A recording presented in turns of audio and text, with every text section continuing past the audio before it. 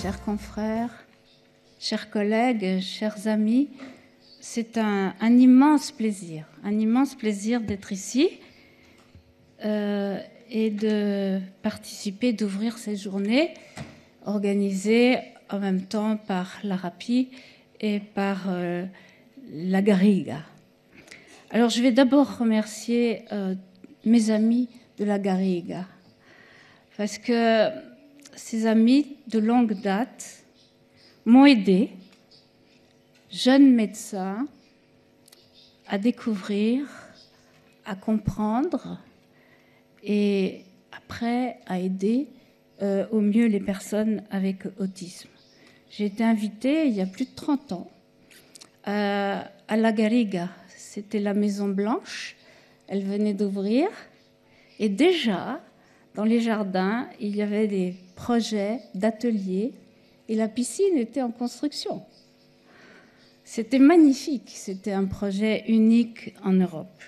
Et j'ai pu commencer à aider les jeunes professionnels à découvrir la recherche sur l'autisme, les nouvelles connaissances que nous avions dans mon équipe, et puis aussi j'ai bénéficié de la formation et de l'aide, de l'accompagnement de Francesc et de son équipe.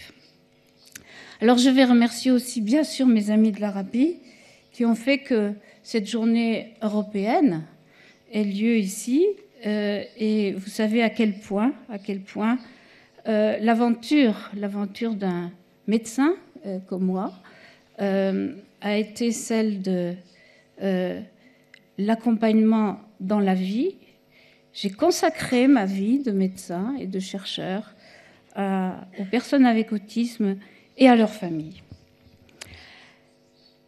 Vous allez voir que dans mon propos, je parle aussi de très jeunes enfants. Pourquoi ? Parce que sur un sujet comme celui de l'adulte avec autisme, mieux comprendre pour mieux aider, il est important de retracer un peu le trajet du développement de ces personnes pour saisir à quel point, dès le début de leur vie, il leur est difficile à ces petits-enfants de s'inscrire dans une relation réciproque avec autrui et de construire ce qui va être la vie sociale et la vie, on va dire, de tous les jours. Alors, pourquoi ces journées de partage entre des professionnels, comme vous l'avez compris, qui ont engagé leur existence dans le monde non seulement de la pratique auprès de ces personnes, mais aussi de la recherche. Pourquoi ? Parce que nous en sommes au XXIe siècle encore à des réponses qui sont insuffisamment ciblées et qui sont insuffisamment coordonnées et qui sont insuffisamment prolongées tout au long de la vie. Donc, les messages que je vais vous apporter, qui pour certains vous connaissez déjà, elles concernent d'abord des connaissances qui se sont établies et qui font consensus au niveau international, mais aussi les fonctionnements de dispositifs qui, tout au long de la vie, permettront d'articuler les expertises pour un meilleur service pour ces personnes. Alors, la première étape, évidemment, c'est celle de la reconnaissance précoce des troubles, ou en tout cas de ce qu'on appelle maintenant plutôt des particularités. Le deuxième point, c'est que ces particularités, elles vont se traduire de manière différente tout au long de la vie. Ce que présente le petit bébé comme signe qui témoigne qu'il fonctionne de manière particulière, eh bien, ce que présente ce bébé ne va pas être le même tout au long de la vie. Le troisième point très important, c'est que à l'étape du diagnostic, à l'étape de l'accompagnement tout au long de la vie, la famille a un rôle crucial. La famille est l'expert de l'enfant. La famille est la ressource pour l'enfant. Et la famille, elle nous aide, elle nous éclaire, elle garantit que nos pratiques seront les meilleures pour leur enfant, pour leur adolescent et leur adulte. Et bien sûr, la recherche, vous l'avez compris, elle est au cœur de l'actualisation de nos pratiques. Nous ne pouvons, au XXIe siècle, baser nos interventions sur des connaissances qui sont âgées d'un siècle et même plus. Donc, le neurofonctionnement social, on va appeler cette vertu dont on dispose quand on est un être humain, il est basé sur des fonctions qui sont des fonctions qui correspondent, on va le voir très vite, à des activités à l'intérieur de notre corps et en particulier à l'intérieur du cerveau. Nous avons à l'intérieur de notre cerveau des réseaux, des cellules, des connexions qui nous permettent d'être immédiatement en phase, de pouvoir saisir l'information qui vient de l'autre et de lui répondre en temps réel à très grande vitesse. Donc, ces interactions que l'on appellera synchronisées, elles sont basées sur de la matière vivante.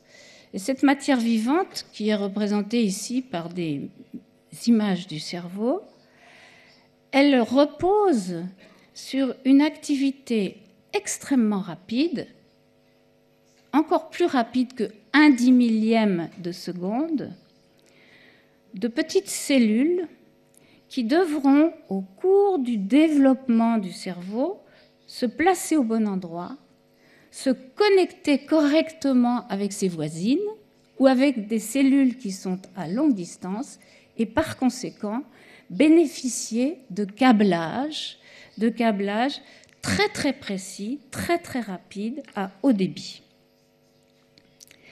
Donc c'est cette expression des capacités de synchronisation réciproque avec autrui et ce fonctionnement du cerveau, il a fallu en établir les relations. Je ne vais pas vous faire toute l'histoire de la recherche en neurosciences sur l'autisme, j'en aurai pas le temps. Mais pour vous dire qu'au début, nous avions comme machine pour explorer le cerveau des électroencéphalographes qui permettaient de recueillir l'activité électrique de ces cellules, de ces petites cellules dont je vous ai parlé, à travers la boîte crânienne. C'est toujours une méthode d'exploration extrêmement intéressante parce que c'est une exploration dynamique, non invasive. Mais les progrès technologiques nous ont permis, non seulement grâce à l'informatique, grâce à la puissance des ordinateurs, des robots, d'enregistrer non seulement le comportement de ces enfants, de ces personnes, avec de petits ordinateurs, de petites caméras, et ensuite d'enregistrer à l'intérieur du cerveau ce qui correspondait au comportement qui était visible et mesurable grâce à ces machines de vidéo, d'eye tracking, d'électroencéphalographie, mais aussi d'imagerie cérébrale. Donc, un des grands pas dans la compréhension de l'autisme, depuis le tout jeune âge jusqu'à l'âge adulte, a été fourni par la mise en relation de l'observation que l'on appellera clinique avec l'enregistrement du cerveau en action. Ce qui est très important, c'est que je vous ai parlé du développement du cerveau. Et l'hypothèse actuelle, le consensus international de la communauté de la recherche et de la clinique a considéré et considère que l'autisme est un trouble du neurodéveloppement et que ce trouble du neurodéveloppement, il va affecter les fonctions de communication, d'interaction synchronisée avec autrui dès la naissance et probablement même avant. Tout au long de la vie, le cerveau est doué d'une plasticité. À chaque moment de l'existence, notre cerveau fonctionne à grande vitesse et change. Il apprend, il découvre, il inscrit, il mémorise. Et cette capacité du cerveau à se développer continuellement, non seulement nous renseigne sur l'importance de repérer au plus vite les troubles dont il est, on va dire, l'objet, mais aussi nous ouvre des perspectives sur la thérapeutique, sur les rééducations précoces. C'est-à-dire que ce cerveau, dont les troubles peuvent être identifiés maintenant chez des petits-enfants autistes, peuvent être récupérés, ces troubles, par un exercice ciblé des fonctions de synchronisation et d'interaction sociale. Donc la fenêtre temporelle critique, évidemment, elle est le plus précoce possible. L'idéal serait évidemment d'intervenir avant que l'enfant naisse. On n'en est pas là. Dans la période, on va dire, des premières années de la vie, de 1 an à 4 ans, il est important d'identifier les difficultés de l'enfant, ses particularités, et de lui fournir un service qui lui permette de développer les fonctions qui lui sont utiles. Alors, ces fonctions, elles sont déjà altérées de manière parfois très discrète chez le petit bébé avec autisme. Ce sont des difficultés à orienter le regard de manière stable vers autrui. Ce sont des réactions particulières au monde sonore et à la voix humaine. Ce sont des réactions particulières au toucher, comme si le toucher était désagréable, et aussi des particularités de la motricité, avec une motricité qui est moins bien orientée vers autrui. Et vous voyez à droite les colonnes rouges les plus hautes, elles témoignent que les observations des parents se font, dans la majorité des cas, bien avant 18 mois, bien avant 12 mois, et dans la majorité des cas, avant 6 mois.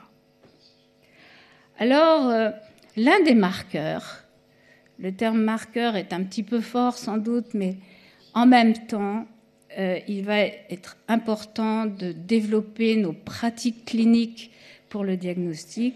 L'un des marqueurs est vraiment l'orientation visuelle sociale. Le bébé ordinaire est un bébé qui, naturellement, accroche le regard de son partenaire. Et le partenaire va développer des réactions de réponses qui vont s'accorder naturellement dans ce qu'on appelle une interaction joyeuse, positive. Chez le petit bébé avec autisme, cette capacité à orienter de manière stable, de manière répétée son regard, de manière soutenue, eh bien, est très différente dès les premiers mois de vie. On va le retrouver. Ce fonctionnement d'orientation sociale du regard témoigne déjà d'une fragilité et probablement d'une difficulté ultérieure à capter des informations qui vont venir d'autrui et qui vont être très utiles au bébé pour comprendre, pour là encore s'accorder au fur et à mesure à autrui. Et là, vous voyez 2 colonnes qui sont très importantes avec ces caméras, ces petites caméras qui permettent de filmer le regard du bébé et de saisir, inscrire, mesurer le temps qu'il passe à regarder des zones du visage d'autrui qui sont des zones très chargées en information sociale. Ces colonnes vertes et jaunes, vous voyez, sont de hauteurs très différentes. Les jaunes, elles représentent le temps passé par un bébé qui a 15 mois, là, qui est un nourrisson, sur le regard, sur la zone du regard de sa maman. Et vous voyez que les colonnes vertes sont beaucoup plus petites puisqu'elles témoignent que le temps passé sur la zone des yeux est beaucoup plus bref chez les enfants avec autisme. Alors, cette mesure du temps de fixation de la région des yeux du partenaire n'est pas, on va dire, un témoin diagnostique encore validé. Mais c'est une information qui est très importante parce qu'elle objective que l'enfant avec autisme n'est pas opposé, n'a pas peur, n'est pas un enfant qui est, on va dire, la victime de quelqu'un qui ne l'éduque pas, l'aime pas. C'était quand même l'hypothèse de départ dans l'autisme. C'est un enfant dont le dispositif cérébral, le dispositif neurophysiologique ne fonctionne pas de la même manière.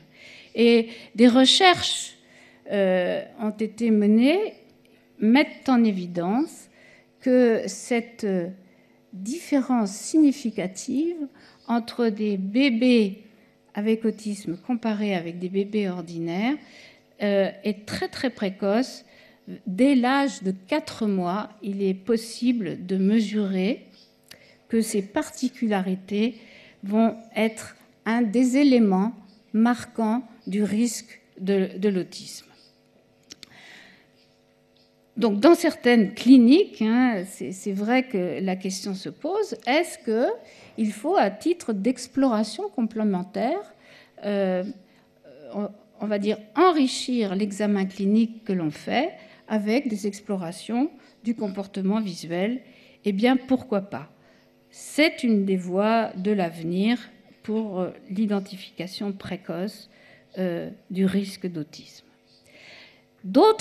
Évidemment, d'autres voies de captage de l'information du bébé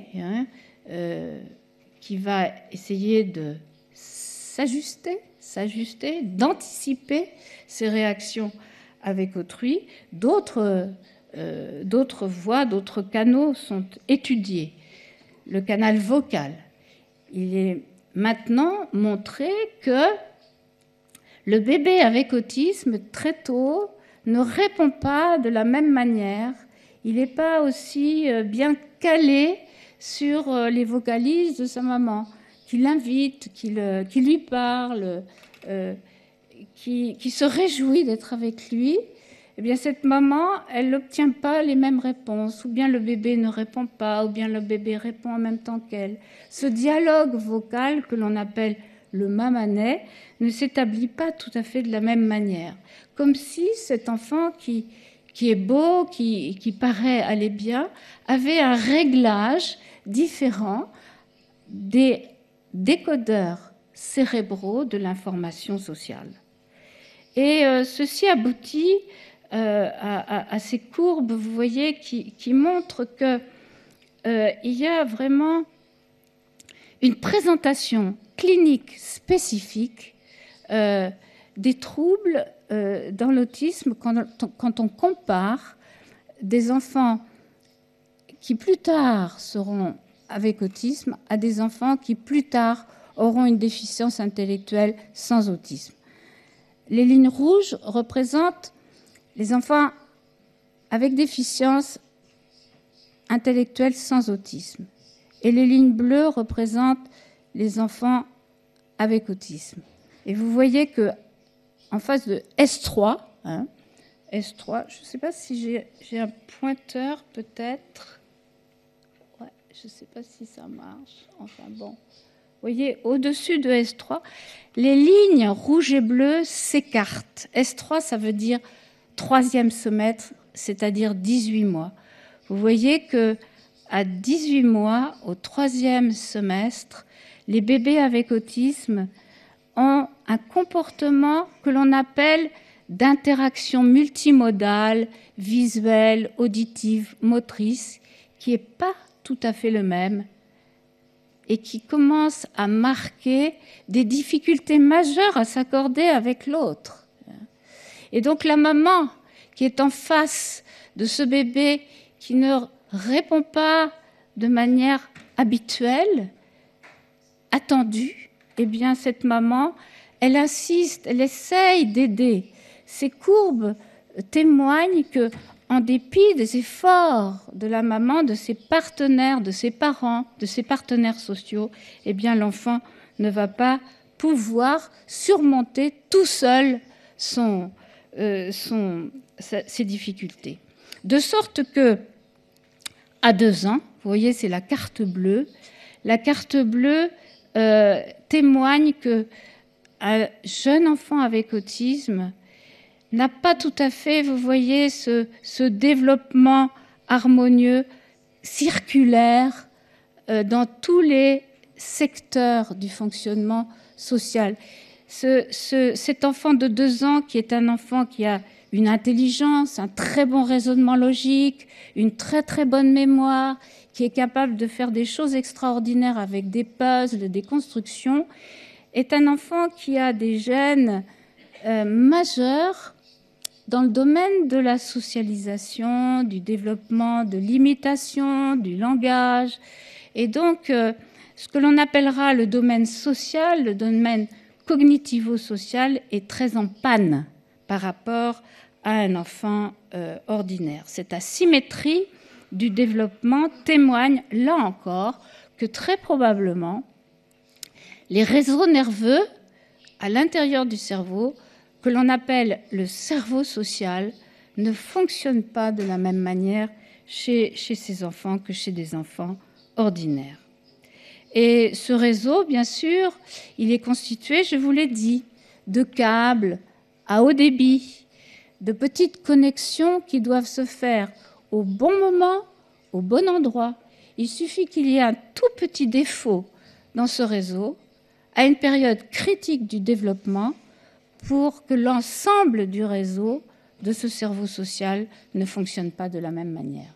Et j'utilise toujours le terme réglage. Vous voyez, il n'y a pas d'endroit où on voit un trou, il n'y a pas un endroit où on voit des plaques, comme dans d'autres maladies du cerveau.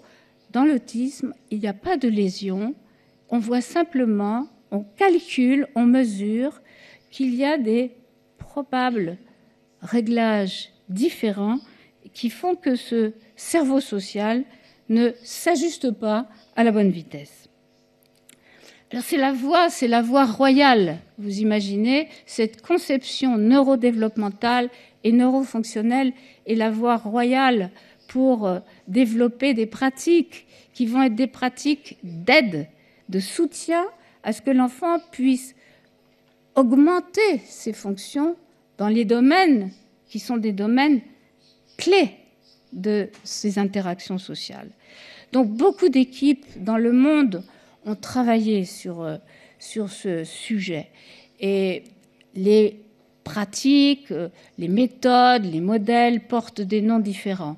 Elles ont toutes ce point commun. Elles ont toutes ce point commun qu'elles s'attachent au fonctionnement de l'enfant et à la mise en œuvre de ces fonctions clés des interactions sociales dans un climat de grande tranquillité, mais aussi dans un climat de réussite pour l'enfant. Donc, émotion, motivation, régulation, vous le voyez, il y a du plaisir partagé. L'enfant doit être très content, très content.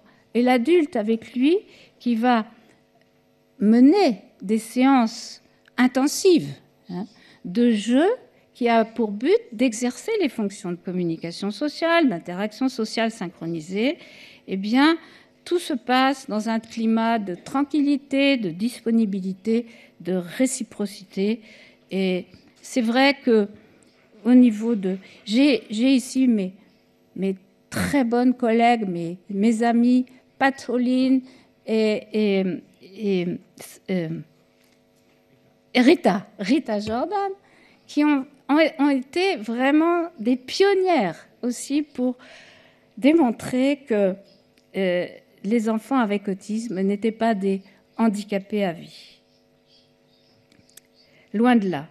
Donc, pour terminer ce chapitre, hein, puis ensuite on passera à l'adulte, vous le verrez, pour comprendre les systèmes.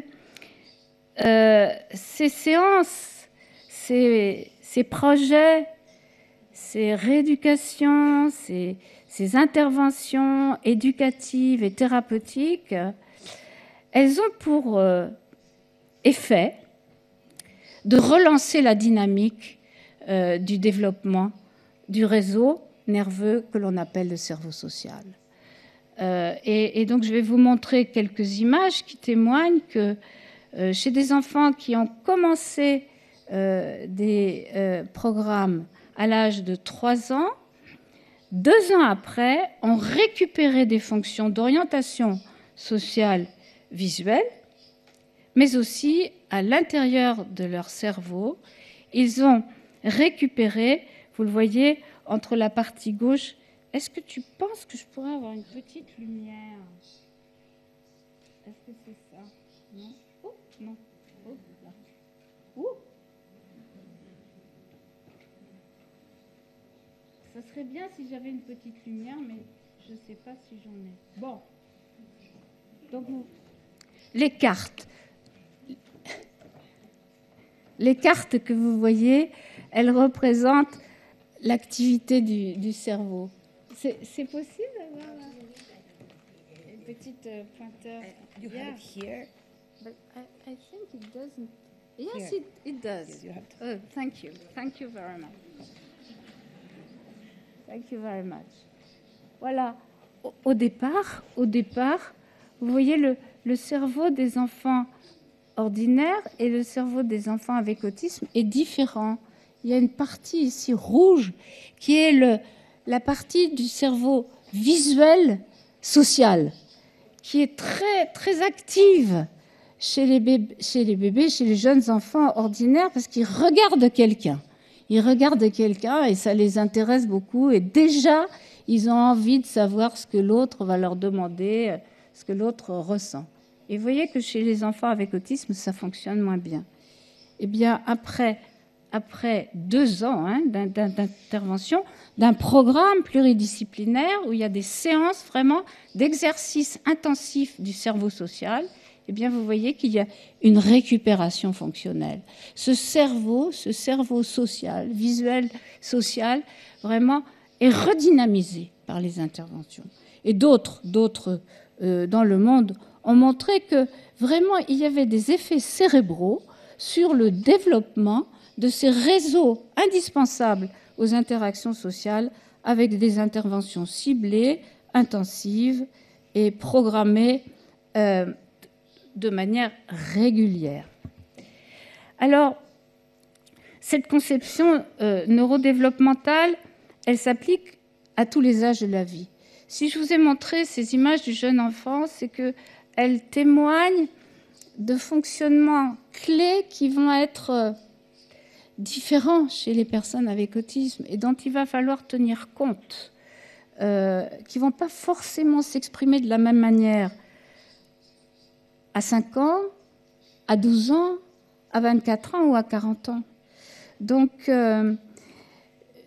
l'important, c'est que, et là, je suis vraiment, j'insiste sur le fait qu'il est essentiel de ne pas lâcher les enfants alors qu'ils ont 8 ou 10 ans.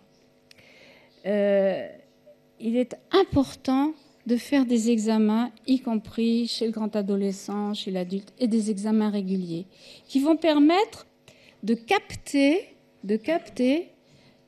comment évoluent ces fonctions, quels sont les progrès, mais aussi quels sont encore les points faibles de cette personne. Réévaluer les besoins et ajuster les programmes pas à pas. Vous voyez, on ne s'engage pas dans la vie dans un programme pour l'autisme. L'autisme, ça n'existe pas. Ce sont des personnes, ce sont des familles avec des facteurs d'environnement et des capacités à développer, à surmonter leurs propres difficultés par elles-mêmes à partir du moment où on déploie avec elles leurs propres ressources et leurs propres capacités aussi de compensation. Donc, là, je prends des exemples. Vous voyez, ces cartes, elles représentent de manière très résumée les difficultés dans différents secteurs, l'autisme, bien sûr, le retard intellectuel, les troubles neurologiques, les troubles du langage, chez trois adultes qu'on a connus, que j'ai connus personnellement, alors qu'ils avaient 2 ans et demi, 3 ans. Et vous voyez qu'à l'âge adulte, ils n'ont pas du tout la même présentation clinique. À l'âge de 3 ans, ce n'était pas si simple que ça de les différencier. Bien sûr, la grande fille Mina, elle avait des troubles moteurs qui étaient associés à son autisme. Mais ce n'était pas évident et on fera plus tard le diagnostic de syndrome de Rett. Mais à l'époque, elle était entrée à la consultation et elle avait été suivie pour son autisme. Oups, ça fait quoi ça ?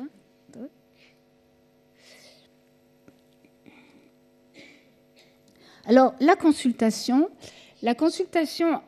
de l'adulte, elle doit être centrée sur l'adulte, sur lui, sur sa famille, sur son environnement, sur ce qu'il est devenu, sur ce qu'il devient et ce à quoi on peut le faire accéder dans les meilleures conditions. Donc, à nouveau, la consultation de l'adulte, ce n'est pas dans un cabinet isolé, c'est une consultation pluridisciplinaire. C'est une consultation qui se réalise avec les accompagnants au quotidien de ces personnes. Et si possible, sur le site de la vie de ces personnes. Bon, évidemment, il faut toujours tenter l'idéal. Il faut viser l'idéal. Tout n'est pas réalisable, mais il est vrai que dans la vie d'une personne avec autisme, par exemple, il y a un trouble du neurodéveloppement avec autisme, mais qu'à un moment de la vie, il peut y avoir des complications, et en particulier l'émergence de troubles neurologiques qui jusque-là étaient passés inaperçus ou qui se révèlent à un moment donné de la vie. Donc il est très important de faire un examen pluridisciplinaire, y compris somatique, neurologique, et donc d'aboutir à des propositions qui sont des propositions extrêmement personnalisées et ciblées. Vous voyez, je m'insurge quelquefois de dire on crée des programmes pour les autistes, mais les autistes, ils n'existent pas. Chaque personne avec autisme a des besoins spécifiques. Donc nos programmes, nous sommes en responsabilité, en tant que spécialistes de l'autisme, de répondre à des besoins d'une personne et pas d'une pathologie ou d'un syndrome. Et c'est la même chose pour vous voyez, Tino. Tino, il avait de bonnes capacités intellectuelles qu'il a pu exploiter. Et donc, d'une certaine manière, il a compensé son trouble, ses difficultés d'interaction sociale avec les autres, par le travail à l'école, par les apprentissages. Donc, à un moment donné, il est revenu en consultation et là aussi, tout à coup, a émergé l'angoisse, l'inquiétude, le trouble, l'illusion. Et on a pu se poser la question d'une comorbidité avec vraiment un syndrome hallucinatoire qui aurait pu nécessiter un traitement médicamenteux, qui, dans une consultation qui n'aurait pas été organisée, personnalisée, aurait probablement abouti à un diagnostic de schizophrénie avec un traitement adapté à la schizophrénie. Donc là encore, il a fallu une discussion clinique approfondie pour éviter à ce jeune d'être traité comme un schizophrène. Et par conséquent, on a organisé autour de lui, bien entendu, des psychothérapies, des aides pour l'aider à surmonter son inquiétude et son angoisse, mais surtout, on l'a rescolarisé dans des conditions qui lui ont permis de devenir un étudiant et de passer les examens pour rentrer à l'université. Il est maintenant à l'université. Donc les messages clés, vous l'avez compris, c'est le cerveau social qui est toujours en connexion, en réglage fin avec autrui, ces réseaux à l'intérieur du cerveau qui se développent, un tout petit décalage dans ce système peut produire des effets majeurs qui sont cliniquement perceptibles, en tout cas si on les recherche.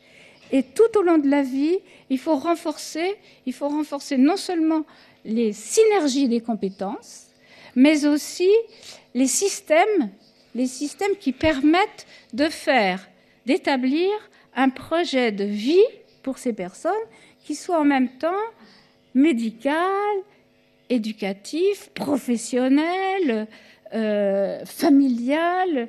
Voilà, les cloisonnements de nos institutions font que nos possibilités d'accompagnement de ces personnes sont freinées par des bêtises. C'est même pas une histoire d'argent, c'est une histoire de simplicité, d'ouverture d'esprit, parce que probablement qu'en câblant les systèmes, on économiserait énormément d'argent.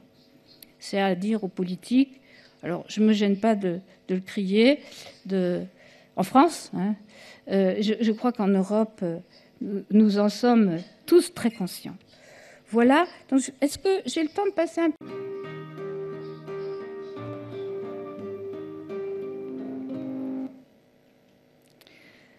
Voilà, c'est pas à pas, petit à petit. Oui, c'est bon ? D'accord.